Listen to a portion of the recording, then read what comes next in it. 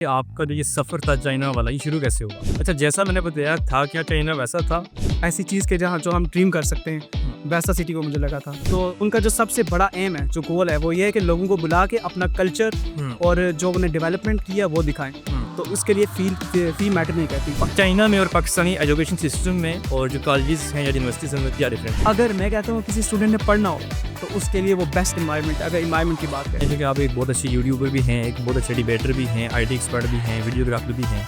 इन चीज़ों का भी चाइना में भी आपको फायदा होगा। तो ये बताया कि चाइनीज़ लोगों के साथ जो पाकिस्तानी वहाँ पे स्टूडेंट्स हैं, उनका कनेक्शन कैसा होता है? हम कहते हैं ना पाकिस्तान से, कहते हैं ओ बात ही है, मतलब हम दोस्त हैं। वीचैट के अंदर ऐसा फीचर आ गया कि अभी आप अपने पाम से हाँ, इससे ना ऐसे आप पे कर सकते हैं। ठीक है, चाइना जाने का सबसे जो बड़ा फ़ायदा है ना, वो ये है कि आप यूनिवर्सिटीज़ की फ़ी बहुत कम है as compare to Pakistan and other countries. ठीक है, रात को वहाँ पे लड़कियाँ घूमने निकलती हैं बाइक्स पे, साइकिल्स पे। ठीक है, और वो बिल्कुल सेफ। क्या वहाँ पे आपको मजहबी आज़ादी है? आप नमाज वगैरह पढ़ सकते हैं मस्जिद जाके? रमज़ान के अंदर 30 दिन वहाँ पे फ्री इफ्तारी मिलती है। तो गरीब लोग वहाँ पे जहाज़ पे सफ़र करते हैं और अमीर लोग जो हैं वो ट्रेन में सफ़र करते हैं। So soft consultants is not just a consultant company, it's like a home, it's a friendship.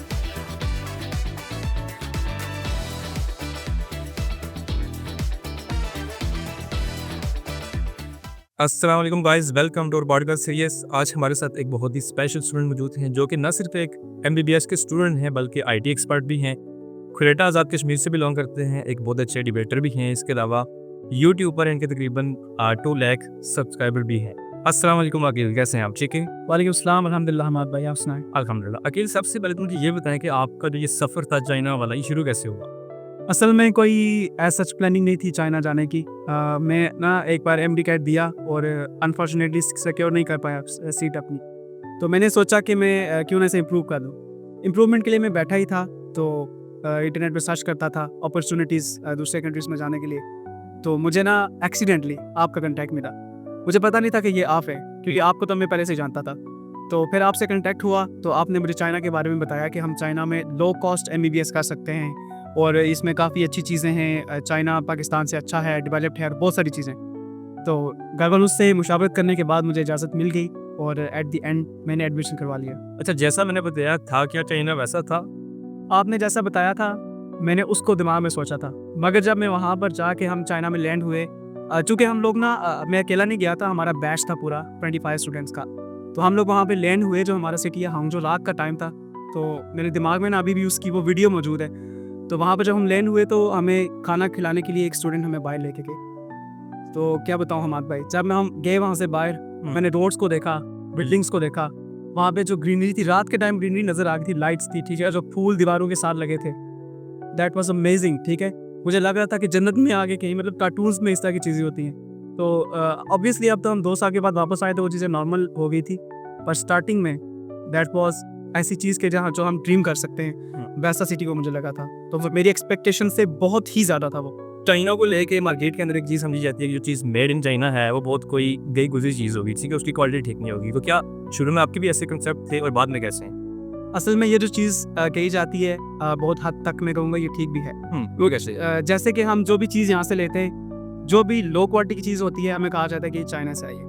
उसका एक रीज़न है। हमारे लोग यहाँ से जब जाते हैं ना सामान लेने के लिए चाइना में, तो वो उन्हें कहते हैं, जब उन्हें सैंपल्स दिखाए जाते हैं, लेट्स सपोज ये माइक है, तो उन्हें दिखाया जाता है ये माइक है, इसकी प्राइस ही है। तो हमारे पाकिस्तानी ट्रेडर्स उन्हें यहाँ आगे से कहते हैं आप बाय से इसकी शक्ल यही बनाओ, हमारे पास इतना बजट है, अंदर जो मर्जी डालो। ठीक है, तो वो फिर ऑफ कोर्स हम कहते हैं ना, जैसे हमारी ज़ुबान में कहते हैं जितना गुड़ डालेंगे उतना मीठा होगा, हम गुड़ ही कम डालते हैं। अच्छा, तो फिर मीठा कम होता है। तो हमारी औकात के मुताबिक हमें चीज़ें मिलती हैं। ठीक है, इसके बरक्स मैं आपको बताता हूँ। मैंने रिसर्च की मार्केट की, UK के अंदर नाइकी का शूज़ एक जो मिल रहा था, एक स्पेसिफिक वो शूज़ था, उसकी प्राइस RMB में, चाइनीज़ करेंसी में 800 युआन बन रही थी, जबकि सेम शूज़ चाइना के अंदर नाइकी के ऑफिशियल स्टोर से 300 युआन का मिल रहा था। सो इसका मतलब है कि सब कुछ जो पूरी दुनिया में जा रहा है, बड़े बड़े ब्रांड्स है, ठीक है, अमेरिकन ब्रांड्स, एप्पल है, उनकी मैन्युफैक्चरिंग, प्रोडक्शन सब कुछ चाइना में हो रही है। ठीक है, तो इस वजह से अगर आप चाइना से वही चीज़ परचेज करेंगे आपको हाफ प्राइस पे मिल जाएगी। तो ये सब सही इस तरीके से है कि हम पैसे कम देते हैं वहाँ जाके, और गलत इस तरीके से है कि हम, हमारे लोगों के दिमागों में ना ये बात फिट हो चुकी है कि चाइना की चीज़ है वो नाकुस है, वो ठीक नहीं है। ठीक है, एजुकेशन की बात करें तो एजुकेशन जो यूरोपियन अमेरिकन स्टैंडर्ड का एजुकेशन वहाँ पर है, ठीक है, ये सब मिथ्स हैं, हमारे दिमाग में ये मिथ्स डाली जाती हैं, made in China, that's nothing. लेकिन यहाँ एक क्वेश्चन बनता है कि चाइना की जो यूनिवर्सिटीज़ हैं उनकी फ़ीस बहुत मुनासिब होती है बनिस्बत पाकिस्तान के या बाकी कंट्रीज़ से, और इवन बहुत ज़्यादा स्कॉलरशिप दे रहे हैं। मास्टर्स पीएचडी लेवल पे tuition fees free, accommodation free, फिर मंथली लिविंग अराउंड 1.5 लाख तक भी देते हैं, इतनी पाकिस्तान में सैलरीज भी नहीं होती। जी। तो क्या फिर वहाँ पे स्टडी का एनवायरनमेंट भी ठीक नहीं होगा? ऐसा नहीं है, जो स्कॉलरशिप्स एमबीबीएस के अंदर तो बेसिकली स्कॉलरशिप्स ओवरऑल अगर हम देखें तो नहीं दी जाती। वो स्कॉलरशिप होती हैं परफॉर्मेंस बेस्ड स्कॉलरशिप, ठीक है। आपने पूरा सेमेस्टर पढ़ा, पूरा साल पढ़ा, आपकी परफॉर्मेंस की बेस पे नेक्स्ट ईयर आपको चंद लोगों को, ठीक है, क्लास में 3-4 लोगों को स्कॉलरशिप मिलती है। अगर बात करें जो फुली फंडेड स्कॉलरशिप्स हैं वो कुछ दूसरे मेजर्स में हैं, ठीक है। बिल्कुल ऐसे। तो चाइनीज़ गवर्नमेंट ने ना अपने फंड्स रखे होते हैं कि ये फंड्स हैं, इस चीज़ के लिए एलोकेट कर दिए हमने, ठीक है, इस फील्ड के लिए हम फॉरेन स्टूडेंट्स को बुलाएंगे। अब देखें उनका मकसद होता है फॉरेन स्टूडेंट्स को बुलाने का। हम एमबीबीएस के स्टूडेंट हैं, हमें साथ में टीसीएम ट्रेडिशनल चाइनीज़ मेडिसिन की क्लास दी जाती है, ठीक है। हमें वो अपना कल्चर दिखाते हैं। तो उनकी सबसे बड़ी कोशिश ये है कि उन्होंने हमसे बिजनेस नहीं करना, हमसे पैसे नहीं कमाने। उनका सबसे जो बड़ा गोल है वो ये है कि वो दुनिया को दिखाएं। हम भी अगर चाइना ना चाहते तो हम भी मेड इन चाइना वाली बात ही करते, ठीक है। तो उनका जो सबसे बड़ा एम है, जो गोल है, वो ये है कि लोगों को बुला के अपना कल्चर और जो उन्हें डेवलपमेंट किया वो दिखाएं। तो इसके लिए फी मैटर नहीं करती। एमबीबीएस चूंकि आपको पता है एक एक्सपेंसिव डिग्री है, इसके खर्चा बहुत आ जाता है, इसलिए उसके ऊपर वो फी लेते हैं। जबकि आपको पता है वो फी जो है बाकी दुनिया के कंपैरिजन में काफ़ी लो और कम है। जबकि एजुकेशनल स्टैंडर्ड्स जो हैं पाकिस्तान से अगर आप कंपेयर करें तो मैं बोलूँगा वो बहुत ही ज़बरदस्त है। आप चूंकि पाकिस्तान में जिस कॉलेज में पढ़ रहे थे, कैडेट कॉलेज आई थिंक, है गलत ना हो तो, जी जी, जो कि पाकिस्तान में बहुत अच्छा कॉलेज समझा जाता है, बहुत तरह की फैसिलिटीज़ वहाँ पे होती हैं। तो चाइना में और पाकिस्तानी एजुकेशन सिस्टम में और जो कॉलेजेस हैं या यूनिवर्सिटीज़ हैं उनमें क्या डिफरेंस है? किस तरह की फैसिलिटीज़ हैं यहाँ पे या वहाँ पे? देखें जब हम दो एजुकेशनल सिस्टम्स को अगर हम कंपेयर करें ना तो वहाँ पे मेन 2 पॉइंट्स आ जाते हैं, ठीक है। सबसे पहला पॉइंट आ जाता है एजुकेशनल इंफ्रास्ट्रक्चर का, ठीक है। जैसे आप हमारे सरकारी स्कूलों को, कॉलेजेस को, यूनिवर्सिटीज़ को कंपेयर, वहाँ अगर आप चले जाएँ तो सब क्लासेस पुरानी होंगी, टेक्नोलॉजी से लोग महरूम होंगे, ठीक है। टीचर्स जो होंगे उनको टेक्नोलॉजी का पता नहीं होगा। ऐसा मतलब यहाँ पे ऐसा कुछ देखने को नहीं मिलता। अगर आप दूसरे हैंड पे चाइना की जो एजुकेशनल इंफ्रास्ट्रक्चर है वो उसको देखें, बहुत डेवलप हो चुका है, ठीक है।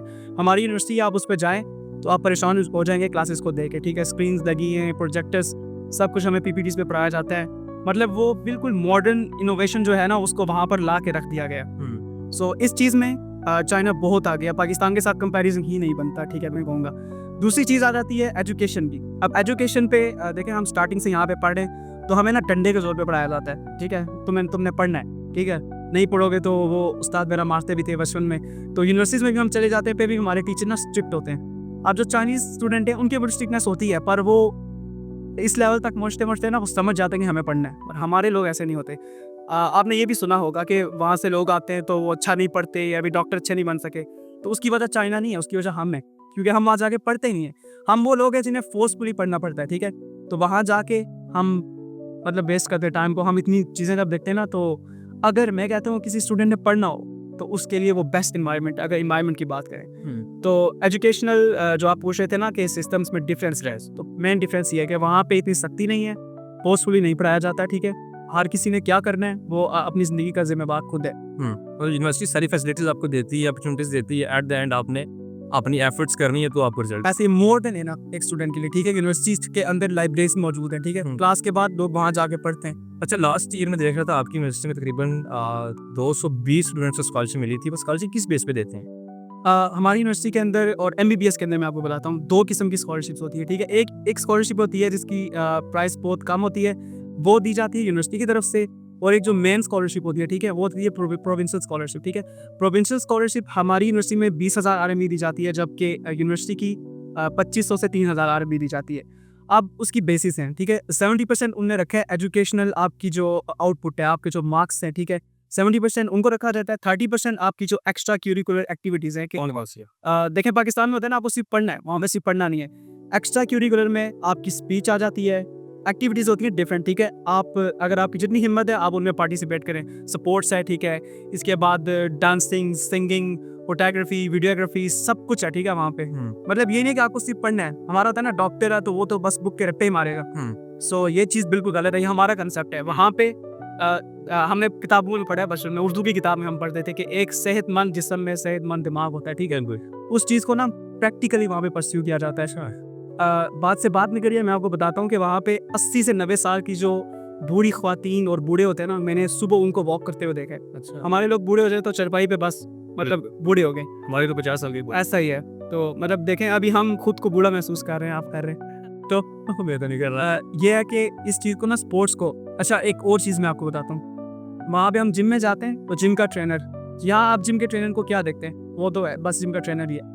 वहाँ का जिम का ट्रेनर वहाँ के इतने पैसे कमाता है जितना बड़ा प्रोफेसर कमाता है। क्यों? क्योंकि वो वहाँ पे उस चीज़ को प्रायोरिटी दी जाती है, ठीक है, फिटनेस को एक अलग फील्ड है। हमारे यहाँ ऐसे कहते हैं जिम में जा रहे हो, तुम तो लड़के हो, मतलब जवान लड़के जा रहे हैं जिम में, इस तरह से फिटनेस को हमने रखा हुआ है, ठीक है। पर फिटनेस जो है वो एक इम्पॉर्टेंट पार्ट है लाइफ का। एज अ डॉक्टर देख लें, मैं सबसे बड़ी चीज़ों में मैं अपने अब्बू के साथ भी डिस्कस करता हूँ कि हम किसी डॉक्टर के पास जाते हैं, वो खुद सिगरेट से छूटा लगा रहा है, खुद उसका पेट इतना बाहर निकले, तो वो दूसरे को कैसे दर्द दे सकता है कि तुम पेट अंदर करो, तुम्हें डायबिटीज ना हो, ये चीज़ें छोड़ दो। मैं समझता हूँ एक मौलाना साहब है, वो अगर आपको बोलते हैं कि तुम नमाज पढ़ो तो उनको खुद भी पढ़नी चाहिए पहले। मैं समझता हूँ कि जो डॉक्टर है उसको पहले खुद प्रैक्टिकली उन चीज़ों पे होना चाहिए जिसकी वो दूसरों को तलकीन करे, ठीक है क्या। तो ये सारी चीज़ें ना हमें चाइना में देखने को मिल रही है। अच्छा, इसके अलावा मुझे ये बताएं जो कि आप एक बहुत अच्छे यूट्यूबर भी हैं, एक बहुत अच्छे डिबेटर भी हैं, IT एक्सपर्ट भी हैं, वीडियोग्राफर भी हैं, तो इन चीज़ों का भी चाइना में भी आपको फायदा होगा। देखें जब मैं पाकिस्तान में था तो ये चीज़ें मैंने किसी से सीखी नहीं। दो तीन लोगों से ना मैंने सीखने की कोशिश की, उन्होंने बोला तुम तो बच्चे हो जाओ, ठीक है। तो यूट्यूब से ही मैंने थोड़ा बहुत सीख लिया, पैशन था मेरा। जैसे ही मैं चाइना में इंटर हुआ, उससे पहले मैं कैमरा पे नहीं आया था, ठीक है। फेस वीडियो मैंने अपनी जो लाइफ की फर्स्ट बनाई वो चाइना में बैठ के बनाई। पहले वॉइस ओवर, ऐसा मैं वॉइस ओवर करता था, ठीक है। मैं वॉइस ओवर आर्टिस्ट बनने का मुझे शौक था, तो मुझे इतना मैं आगे गया हूँ ना वहाँ पे। अब देखें हांगजो है ना, हमारा हांगजो का जो इंटरनेशनल कम्युनिकेशन का इदारा है, ठीक है, उन्होंने मुझे एक जगह देखा, मेरी वीडियो देखी छोटी सी, ठीक है, तो वो मुझसे इतने मुतासर हुए। अब देखें बताने का मकसद ये है कि टैलेंट की कदर है। पाकिस्तान है इसमें टैलेंट की कदर बिल्कुल नहीं है, ठीक है। पाकिस्तान में अगर मैं किसी को बताऊँ इतने सब्सक्राइबर है, मैंने मेहनत किया, वो बोलेंगे अच्छा ये मोबाइल से इस तरह से ना, मतलब हमारे लोग का बिलिंग होता है। मगर वहाँ पे लोगों का नजरिया ही डिफरेंट है। क्यों? उन लोगों ने इस चीज़ को पढ़ा है, उन्हें पता है, मॉडर्न चीज़ों का पता है। हमारा ये पाकिस्तान में कि या पॉलिटिक्स में चले जाओ, सरकारी जॉब के पीछे भागो, ठीक है, लाइफ हमारी यहीं तक महदूद होकर रह जाती है। उन लोगों को टैलेंट की कदर है, ठीक है। टैलेंट सिर्फ पढ़ाई का नाम ही है, टैलेंट हर चीज़ में हुनर का नाम है, ठीक है। तो अगर किसी इंसान में थोड़ा सा भी टैलेंट है तो वो उस टैलेंट को लेके आगे जा सकता है। अगर वो रनिंग करना चाहता है ना, तो वो रनिंग में ही आगे जा सकता है, वहाँ से भी अरबपति बन सकता है। हमारे स्पोर्ट्समैन को कोई मतलब फैसिलिटीज फ्राहम नहीं की जाती, और लोग फिर लास्ट पे यही सोचते हैं यार रेडी लगा लो क्योंकि पेट तो पालना है। तो लास्ट में मैंने देखा था कि आपकी इसमें इवेंट हुआ था, कल्चरल इवेंट था, इसके अलावा स्पोर्ट्स का, क्रिकेट भी मैंने देखा था, लड़के खेल रहे थे वहाँ पे, तो उसको आई थिंक आपने सारा कवर किया था, तो उसका भी बेनिफिट हुआ आपको। जी ऐसा ही है। जब यूनिवर्सिटी ने देखा कि वैसे स्टूडेंट्स ने बताया कि इसका यूट्यूब चैनल वगैरह इस तरह से, तो अब कुछ भी होता है ना यूनिवर्सिटी में वीडियो बनाने के रिलेटेड, पिक्चर्स के रिलेटेड, ठीक है, तो सबसे पहले मुझसे पूछते हैं, ठीक है, कि लास्ट टाइम जो आप बता रहे हैं हमारा वो फन गाला हमारी यूनिवर्सिटी का सबसे बड़ा इवेंट है सालाना, ठीक है। तो उसके लिए मतलब बड़ी बड़ी स्क्रीन्स होती हैं, वीडियोस का काम जो भी होता है ना, उन्होंने बोला कि क्या तुम ये कर सकते हो, टीचर्स की वीडियो बनानी है, स्टूडेंट की जो भी मतलब बैकग्राउंड पे वीडियोस लगनी है, क्या इसका तुम काम कर सकते हो। मैंने बोला ओके मैं करूँगा। मैंने उस पर बहुत मेहनत की, पूरा 1 महीना लगाया मैंने स्टडी से टाइम निकाल के रातों को, ठीक है। तो वो बहुत मुतासर हुए मेरे से, ठीक है। मतलब कहने का मतलब ये है कि 2 साल में मैं इतना खुद को ग्रूम कर चुका हूँ, स्पीकिंग में, हर चीज़ में। मैं स्पीचेस वगैरह देता था, पर कैमरा के सामने बोलना I think that's a difficult task, okay. तो वो चीज़ें जो है ना वो चाइना ने मुझे सिखाई हैं। अगर मैं यहाँ पे होता, डॉक्टर बन जाता, सब कुछ हो जाता, पर ये जो चीज़ होती है आई थिंक कि आजकल सबसे बड़ा हुनर है आपका, आपके अल्फाज, ठीक है। आप अल्फाज से जुड़ने का अच्छा मैं आपको एक यूनिक बात बताता हूँ। जब ये सारा इवेंट वगैरह हो गया तो टीचर जो उसको उसकी इंचार्ज थी फनगाला की, वो मेरे से इतनी इंप्रेस हुई ना, उन्होंने मुझे ऑफिस में बुलाया। तो टीचर्स के पास ना एक कार्ड होता है, हमारी यूनिवर्सिटी के अंदर वो स्टूडेंट कार्ड भी होता है, टीचर कार्ड भी। तो यूनिवर्सिटी के अंदर आप कुछ भी परचेज करना चाहते हैं ना, तो कार्ड वो आप स्वाइप करके परचेज कर सकते हैं। टीचर ने अपना कार्ड मुझे दिया, उनने बोला कि अभी 24 घंटे के अंदर, कल इस टाइम तक तुम्हें यूनिवर्सिटी के अंदर से जो खाना है, जो परचेज करना है, ये मेरा कार्ड है, बिना झिझक इसमें से सब कुछ तुम खाओ पियो परचेज करो। अच्छा, सो ये ना एक ऑनर होता है। देखें पैसे आपको मिल जाते हैं, सब कुछ हो जाता है, पर जो चीज़ एज एन ऑनर होती है ना, अगर वो 1 रुपया भी हो तो वो इंसान की याददाश्त में फिट हो जाती है। तो मुझे ये बहुत चीज़ अच्छी लगी और पूरी ज़िंदगी में इसे याद रही। एक मोटिवेशन के लिए होता है कि बच्चा मोटिवेट होगा, आगे भी ये मजीद बेहतर परफॉर्म, बिल्कुल बाकी भी देख के करेंगे हम भी इस तरह से। ऐसा हुआ भी अभी जो जूनियर्स आ रहे हैं, ठीक है, स्टूडेंट्स आ रहे हैं, वो मेरे पास इसी चीज़ को लेके आते हैं, ठीक है, कि आप हमें भी साथ लेके चलें वीडियोस बनाने। उसके बाद हमने बड़े बड़े प्रोजेक्ट्स किए हैं, ठीक है। हांगजो के अंदर एक वीडियो कंपटीशन था वर्ल्ड लेवल पे, ठीक है, ग्लोबल लेवल पे वो कंपटीशन था। हांगजो के ऊपर आपने वीडियो बनानी थी, तो वो वीडियो हमने बनाई है जिसकी फर्स्ट प्राइज़ है 100,000 yuan, 1 lakh yuan, almost 40 lakh बन जाते हैं। फर्स्ट प्राइज़ ये है और सेकंड प्राइज़ 10,000 इस तरह से।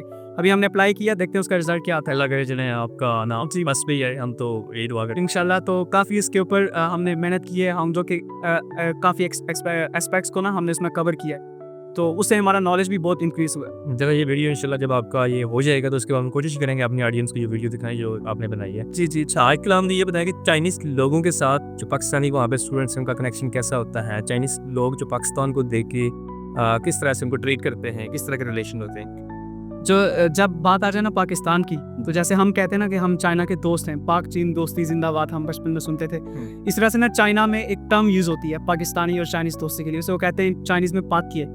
तो वो जैसे पूछते हैं ना कि आप कहाँ से हैं, ठीक है, हम कहते हैं चाइनीज़ में पाकिस्तान को पाकिस्तान नहीं कहा जाता, उसे पाकिस्तान कहा जाता है, ठीक है। तो हम कहते हैं ना पाकिस्तान से, कहते हैं ओ बात किए, मतलब हम दोस्त हैं, इस तरह से खुश हो जाते हैं पाकिस्तान, इसके लिए काफ़ी वेलकमिंग होते हैं। जबकि दूसरी तरफ इंडिया की बात करें तो काफ़ी ना पॉलिटिकल रीजंस की वजह से वो कहते हैं हिंदू रनपू हाओ, ठीक है, इंडियन लोग अच्छे नहीं है, इस तरह से मतलब वो करते हैं। तो पाकिस्तान के लिए काफ़ी वेलकमिंग होते हैं, ठीक है, इस तरह। ठीक है, ये पाकिस्तानी जो स्टूडेंट्स उनके लिए अच्छी अपॉर्चुनिटीज़ है। दुनिया में बेशुमार मुल्क हैं, एक चाइना मेरे ख्याल से थोड़ी बहुत ही जो इज़्ज़त करता है, बाकी तो मेरे ख्याल से हमारे हालात ऐसे हमारे मुल्क के बेशुमार स्टूडेंट हमें वीज़ा भी नहीं देते। इवन के मिडिल ईस्ट की बात करें तो दुबई ने भी वीज़ा देने बंद करती है। ठीक है, अच्छा, चाइना का लाइफ स्टाइल कैसा है एक स्टूडेंट का या ओवरऑल? लाइफस्टाइल मैटर करता है city bye city. Mostly China अब डेवलप हो चुका है, ठीक है। तो मैं तो बात करूंगा अपनी सिटी हांगजो को लेकर, ठीक है। हांगजो का लाइफस्टाइल, हांगजो एक ड्रीम सिटी है आप कह सकते हैं, ठीक है।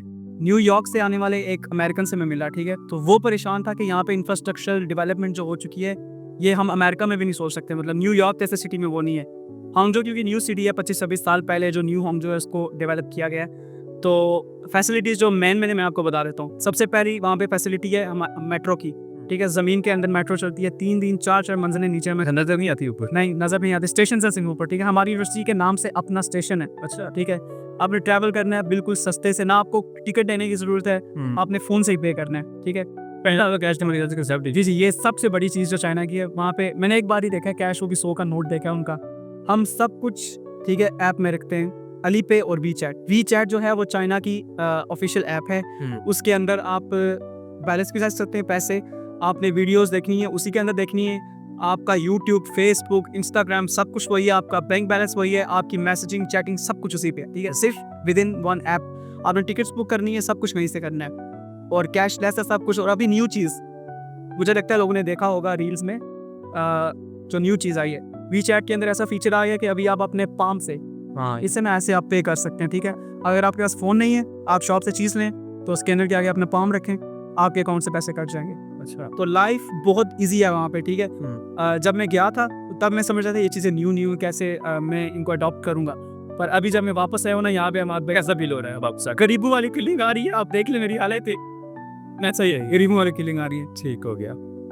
अच्छा, एक स्टूडेंट में चाइना ही क्यों यूज़ करना चाहिए? और भी बेशुमार कंट्रीज हैं जहाँ भी जाया जा सकता है, चाइना ही क्यों जाना चाहिए? देखें, चाइना चूज़ करने की बहुत सी वजूहत हैं, ठीक है, जिनमें से मैं कुछ जो मैं समझता हूँ कि ये वजूहत हैं मैं आपको बताता हूँ। सबसे पहली बात कि चाइना क्योंकि उनमें सस्ती एजुकेशन है, सिर्फ हम पाकिस्तानी नहीं, सारी दुनिया से ना लोग चाइना का रुख करते हैं, ठीक है, चाइना आने का। तो वहाँ पे हमारा इंटरेक्शन ज़्यादा सिर्फ चाइनीज़ के साथ नहीं होता, जो बाकी इंटरनेशनल स्टूडेंट्स है, ठीक है, किस तरह कंट्रीज होते अफ्रीकन कंट्रीज जितने भी हैं ना, ठीक है, वहाँ के सारे स्टूडेंट्स यूरोपियन भी होते हैं? हाँ जी, यूरोपियन है, और छोड़ के इसराइल के स्टूडेंट्स भी 1-2 हमें मिले वहाँ पे, ठीक है। मतलब इंटरनेशनल एक्सपोजर इतना है, ठीक है। मिडिल एशियन जो कंट्रीज़ हैं, तुर्कमेनिस्तान, ताजिकिस्तान, कजाकिस्तान, यहाँ से लोग आए हुए हैं, इंडिया से लोग आए हुए हैं। हम इंडियन को सुनते ही थे, इंडियंस लोग होते हैं, इंडियन से बात हमारी वहाँ पे हुई है, ठीक है। तो ये सब कुछ जो है ना इंटरनेशनल एक्सपोजर, ये आपको वहाँ मिलता है। पहला पॉइंट ये हो गया चाइना चूज़ करने का, ठीक है। दूसरी वजह, सबसे बड़ी वजह, चाइनीज़ जो कल्चर है वो दुनिया के पुराने तरीन कल्चर्स में से आता है, ठीक है। हम तो अपने कल्चर को भूल चुके हैं, हम तो हमारे तो कहते हैं जिसको इंग्लिश नहीं आती ये तो अनपढ़ जाहिल है, ठीक है। पर चाइना अपना सब कुछ अपनी ज़ुबान में चलाता है, कंप्यूटर, सॉफ्टवेयर, एवरीथिंग, ठीक है, उनका अपनी ही ज़ुबान में है। उन्होंने अपने कल्चर को जिंदा रखा है। हम MBBS स्टूडेंट हैं, तो वो हमें अपना कल्चर दिखाते हैं, ठीक है। अपने कल्चर के जब भी कोई डे होता है ना, सेलिब्रेशंस करते हैं, तो हमें पता है उनके कल्चर में ये डेज हैं इंपॉर्टेंट, न्यू ईयर वो कैसे सेलिब्रेट करते हैं, ठीक है। ये एक प्लस पॉइंट है आप चाइना में जाएंगे, क्योंकि देखें डॉक्टर बन जाता है बंदा कहीं से भी, पर ये एक्स्ट्रा चीज़ें होती हैं, ठीक है। ये पाकिस्तान में आप रह के ये चीज़ें नहीं सीखेंगे, ठीक है। पाकिस्तान में आप रह के परेशान हुए, लोड शेडिंग हो रही है, ये हो रहा है, वो हो रहा है, पर चाइना में ये चीज़ आपको एक्स्ट्रा मिलेगी। तीसरी चीज़ है जो वो अगर आप MBBS में जा रहे हैं और अगर आप जोर लगाते हैं, आप पढ़ने वाले हैं, ठीक है, बाकी पढ़ने वाले हैं, तो आपको स्कॉलरशिप भी मिल सकती है इजीली, ना कोई मुश्किल नहीं है। अगर आप पढ़ते हैं प्रॉपर आपको स्कॉलरशिप मिल सकती है। इसके अलावा भी काफ़ी सारे पॉइंट्स हैं, अगर उन पर बात करेंगे तो लंबा हो जाएगा। इन शॉर्ट ये है कि एक स्टूडेंट अगर MBBS चाइना में भी अफोर्ड नहीं कर सकता तो उसके लिए चाइना में क्या अपॉर्चुनिटीज हैं किसी और से भी? मेरे ख्याल से MBBS ही ऐसी फील्ड है जो चाइना में थोड़ी एक्सपेंसिव समझी जाती है। चाइनीज स्टूडेंट भी कहते हैं कि आप लोग इसमें पढ़ रहे हैं तो ये एक्सपेंसिव है आपके लिए।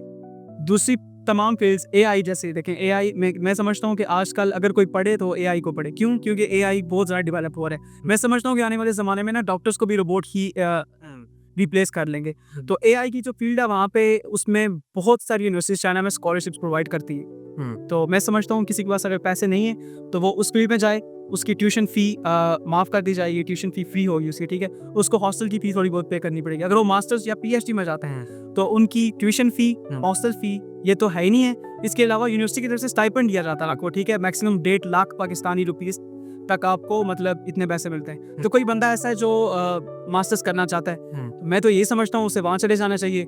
आराम से बैठ के पढ़ो फ्री में, थोड़े पैसे लो, थोड़े खुद खाओ, थोड़े घर भेज दो। हाँ बिल्कुल। तो ये काफ़ी अपॉर्चुनिटीज़ है वहाँ पे। बिल्कुल ऐसे। अच्छा कि इसके अलावा मुझे ये बताएं कि एक स्टूडेंट जो पाकिस्तानी है उसको MOE लिस्टेड यूनिवर्सिटी चूज़ करनी चाहिए या बाईलिंगुअल जिसको नॉन लिस्टेड भी कहते हैं पाकिस्तान के अंदर, जबकि पाकिस्तान मेडिकल कमीशन के लिए दोनों इक्वल है? ऐसा है कि बहुत सारे स्टूडेंट्स ना यही सवाल बार बार कर रहे होते हैं किस यूनिवर्सिटी में जाएं। तो ये असल में बहुत पुरानी बात है, ठीक है। 10 साल पहले की बात है कि चाइना के जो मेडिकल कमीशन है उन्होंने 2 तरह की यूनिवर्सिटीज बना दी थी कि ये यूनिवर्सिटीज ऑफिशियली इंग्लिश में पढ़ा सकती हैं अपने स्टूडेंट, इंग्लिश में, ठीक है। तो लोग समझते हैं कि नॉन MOE लिस्टेड है। जो मेरी जो अपनी यूनिवर्सिटी है Zhejiang Chinese medical university, non MOE की, ठीक है। पर हम सब कुछ किस ज़बान में पढ़ते हैं? इंग्लिश में, ठीक है। चाइनीज सिर्फ एज अ सब्जेक्ट हम पढ़ते हैं। अगर आप नॉन MOE में जाएंगे फिर भी आपको चाइनीज, अगर आप MOE में जाएंगे जैसे जजांग यूनिवर्सिटी है, बड़ी यूनिवर्सिटी है, तो उसमें भी आपको चाइनीज पढ़नी ही पड़ेगी। बिल्कुल। सो अब इस टाइम प्रेजेंट में there is no difference between MOE listed and non listed, okay. अगर आपने ज़्यादा पैसे लगाने बड़े लेवल की यूनिवर्सिटी में जाना है तो चले जाएं। मेरे ख्याल से जो हमारी यूनिवर्सिटी है ये भी छोटे लेवल की नहीं है, बहुत ही ज़बरदस्त यूनिवर्सिटी है। पाकिस्तान की बड़ी बड़ी जो यूनिवर्सिटीज़ हैं उनके साथ भी आप कंपेयर करें तो एजुकेशनल इंफ्रास्ट्रक्चर में ये यूनिवर्सिटियाँ कुछ नहीं है उनके आगे, ठीक है। तो अगर तो आप बहुत ज़्यादा पैसे लगाना चाहते हैं, अगर आप MOE लिस्टेड में जाएंगे तो फिर थोड़े से पैसे और लगा के आप मतलब बड़ी यूनिवर्सिटी किसी और में चले जाएं, फिर आप जाएंगे। क्योंकि चाइना जाने का सबसे जो बड़ा फ़ायदा है ना वो ये है कि आप यूनिवर्सिटीज़ की फ़ी बहुत कम है as compare to Pakistan and other countries, ठीक है। तो मेरे ख्याल से नॉन MOE लिस्टेड जो हैं वो आज के ज़माने में हर स्टूडेंट के लिए बेस्ट है। अच्छा चाइना जो है वो टेक्नोलॉजी में किस तरह से एडवांस है बाकी कंट्रीज से? जी का पाकिस्तान से तो कंपैरिजन नहीं, पाकिस्तान के साथ तो कंपैरिजन अमेरिका की बात कर रहे हैं। जिस तरह ChatGPT, DeepSeek की तो बात करें तो आजकल सोशल मीडिया में टॉप ट्रेंड चल रहा है। ऐसे जो नॉर्मल चाइनीज़ लोग हैं ना वो खुद को मैं DeepSeek की तरफ आता हूँ। जो नॉर्मल चाइनीज़ लोग हैं वो खुद को अमेरिका के मतलब वो कंपैरिजन में समझ रहे होते हैं। इसकी छोटी सी एग्जांपल मैं आपको लेता हूँ। एक बार ना वहाँ पे एप्पल स्टोर में मैं गया तो मैं देख रहा था फ़ोन। एक छोटी सी बच्ची आई, उसने स्कूल का यूनिफॉर्म पहना था, ठीक है। मेरे ख्याल से वो काफ़ी सारे बच्चे थे, विजिट कर रहे थे, तो उसको इंग्लिश आती थी। छोटी सी बच्ची थी, मेरे पास आई और कहती है कि oh you are purchasing Apple phone. मैंने कहा हाँ मैं एप्पल का फ़ोन ले रहा हूँ, ठीक है। Don't purchase Apple, purchase Huawei Chinese. छोटी सी बच्ची है वो कह रही है एप्पल ना परचेज करो, अगरचे हम बेच रहे हैं अमेरिकन है, आप हमारा हुआवे का फ़ोन परचेज करो जो हम चाइना में बना रहे हैं। मतलब इतनी वो समझते हैं कि हमने अमेरिका से आगे जाना है, ठीक है। अब जो रिसेंटली आपने क्वेश्चन भी किया है DeepSeek का, हम समझते थे कि ChatGPT है, ठीक है। ChatGPT एक AI बॉट है जिससे हम क्वेश्चन कर सकते हैं एवरीथिंग, और काफ़ी आगे रिसर्च में वो जा चुका था। तो ChatGPT के ऊपर जो खर्चा होता था ना वो बिलियंस ऑफ डॉलर्स होता था, ठीक है, ट्रेन करने के लिए, क्योंकि AI सॉफ्टवेयर जो भी होते हैं उन्हें ट्रेन करना पड़ता है, ठीक है, डेटा इनपुट करके। और उसी के मुकाबले में हमारा जो हांगझो है उसमें जो यूनिवर्सिटी है जजांग यूनिवर्सिटी के ग्रेजुएट ने, ठीक है, एक ऐसा उसका तोड़ निकाला ऐसे DeepSeek AI के नाम से, ठीक है। अब वो जो DeepSeek है उसकी जो प्राइस है 1000% लेस है ChatGPT से, ठीक है। $6 मिलियन में उन्होंने पूरा मतलब उसको ट्रेन किया है, और उनकी टीम कम है। जो ChatGPT है उनकी हज़ारों में टीम है, ठीक है, जिन्हें डेवलप किया डेवलपर्स ने, जबकि यहाँ पे चंद 100 लोगों ने DeepSeek AI को बना दिया। और दूसरी सबसे बड़ी बात, जो ChatGPT है उसका जो कोड है वो क्लोज सोर्स है। बिल्कुल। जब OpenAI जो उसकी पेरेंट कंपनी है ChatGPT, वो कहते थे कि हम इंसानियत के लिए कर रहे हैं, इंसानियत की भलाई के लिए, जब उनने अपना सॉफ्टवेयर बनाया तो उसका जो कोड था उनने उसको क्लोज सोर्स कर दिया, कोई भी उसे दोबारा यूज नहीं कर सकता। जबकि DeepSeek जो है उससे 1000% लेस कॉस्ट, ठीक है, मोर एफिशिएंट और ओपन सोर्स है। कोई भी अगर आप अपना AI सॉफ्टवेयर बनाना चाहते हैं तो अभी आप उसको डाउनलोड करके उसका पूरा कोड पुट करके आप उसके ऑनर बन सकते हैं। तो चाइना में सिक्योरिटी कैसी है? सिक्योरिटी की अगर बात करें तो पाकिस्तानी स्टूडेंट्स के दिमाग में जो सबसे बड़ा क्वेश्चन है सिक्योरिटी का, वो होता है फीमेल सिक्योरिटी को लेके। लोग समझते हैं कि हम अपनी बेटी को भेजेंगे, क्या वहाँ पे सिक्योर होगी कि नहीं। तो ऑफिशियली जो मैं आपको बताता हूँ, जैसे हमारा सिटी है हांगझो, ठीक है, हर जगह, हर कोई ऐसी जगह नहीं जहाँ पे कैमरे की आंख आपको ना देखनी हो, ठीक है। यहाँ पे तो सिर्फ आपको रोड पे देख रही होती है कैमरे की आंख, वहाँ पे कैमरा हर जगह आपको देख रहा होता है।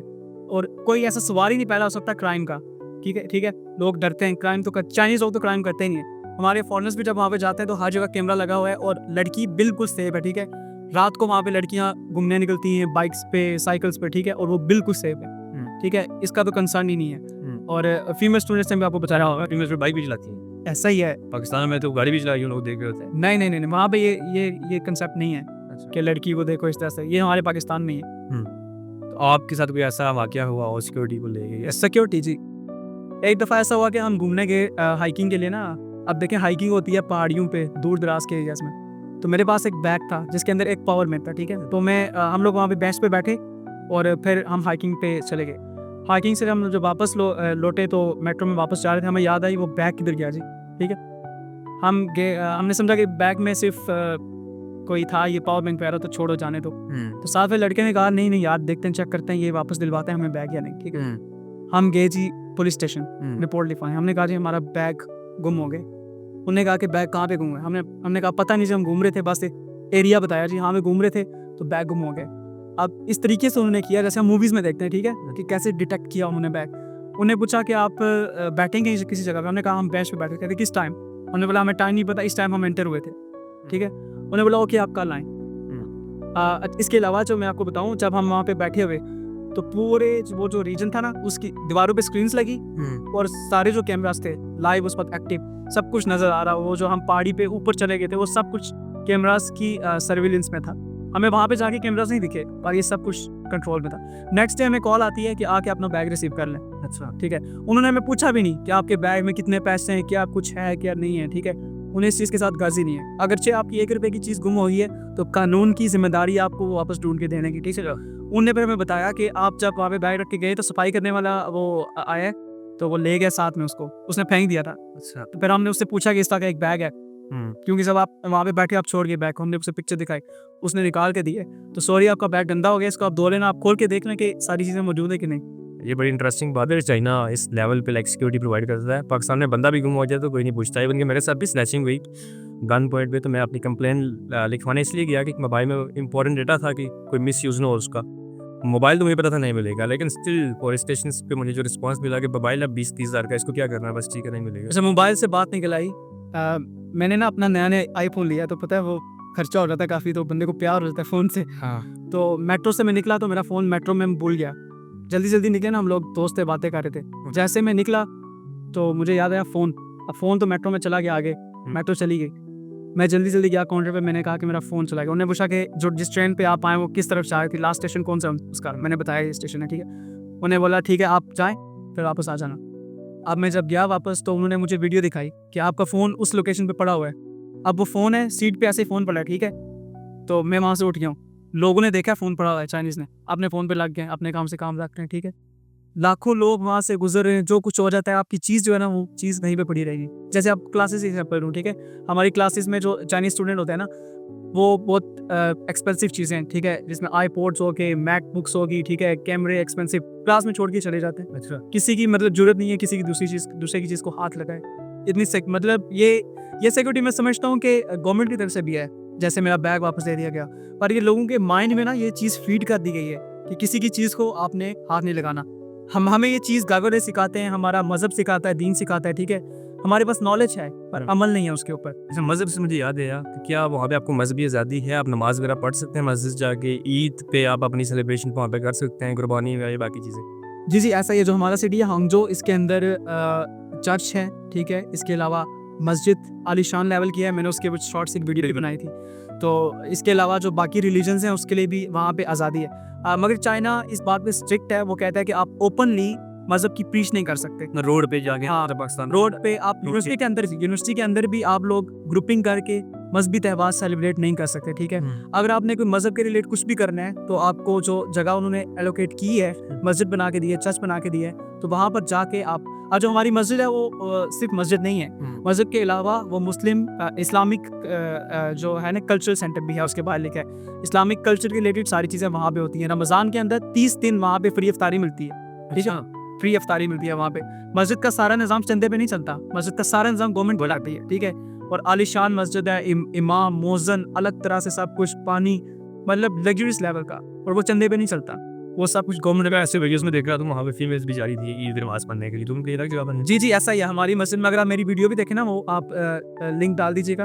वीडियो में मैंने बताया कि यूनिवर्सिटी मस्जिद के अंदर पोर्शंस बने, ठीक है, फीमेल प्रेयर एरिया अलग है और मेल प्रेयर एरिया अलग है, क्योंकि अगर सिर्फ वो मस्जिद नहीं है, वो कल्चरल सेंटर भी है, तो कल्चर के लिए तो फीमेल और मेल सबको जाना पड़ेगा। ईद भी कैसे ईद की सेलिब्रेशन पे चूँकि स्टार्टिंग में हम पाकिस्तानी कम थे, तो हमें ईद के दिन पढ़ना पड़ता था, स्कूल में क्लासेस थी।